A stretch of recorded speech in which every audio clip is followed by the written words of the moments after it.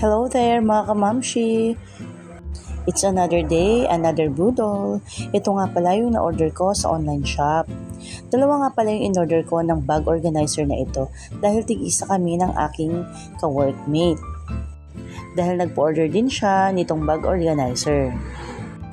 Nakita ko nga rin pala itong bag organizer na ito sa isang video ng aking friend. Dahil nga laging gulo-gulo yung bag ko at laging sinasabi ng aking hubby na para daw basurahan ng bag ko, kaya napabili ako ng bag organizer na ito. Dahil nga maganda at malaki ang bag organizer na ito, ay marami rin akong mailalagay ng mga gamit. At least ngayon hindi nakalat-kalat ang aking bag. At ito na ngayon mga kamamshi at itatry ko na ilagay sa aking bag ang aking in-order na bag organizer. Dati kasi basta lang ako naglalagay ng mga gamit sa bag ko, bahala na dyan kung anong halo-halo together na yan.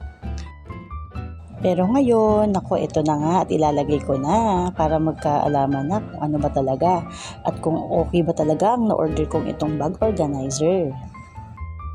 Ito namang mga bag na ito na nabili ko or na-order ko sa aking friend dahil pinalay-away niya ito for 1 month. So mura lang naman namin itong nabili or mura ko lang itong nabili sa kanya. At ito na nga mga kamamshi at itatry na natin na ilagay ang ating bag organizer na nabili natin sa online shop. Ayan, at nilalagay ko ng aking bag organizer sa aking bagong bag at kasyang-kasya naman. Ayan nga, nailagay ko ng aking bag organizer. At ito na nga mga kamams at ilalagay ko na ang aking wallet, ang aking charger, ang aking lagayan ng medicine, ang aking eyeglasses, at ang aking perfume. Meron din ako ditong alcohol, face powder, face mask, at yung mga makeup ko. At meron din akong tissue, correction tape at nail cutter. At meron ding suklay. At syempre, yung aking mga IDs na napaka-importante sa akin. Mga kamamshi, at talagang organized na ang aking bag, o diba? At syempre, hindi mawawala ang aking payong. Dahil lagi kong dala ang aking payong na ito.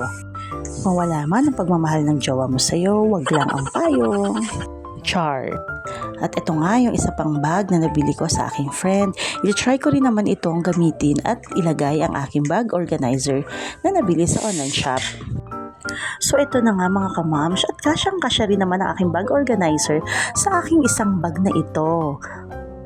Sana ay magustuhan nyo ang bag organizer na ito. At sobrang happy talaga ako dahil nakabili ako ng bag organizer na ganito. O diba ang bongga-bongga? Kaya mga moms, kung talagang bet nyo ang bag organizer na ito ay ilalagay ko ang link sa comment section. And avail na mga moms! At hanggang dito na lang ang aking video. Until my next vlog. Bye! Thank you for watching!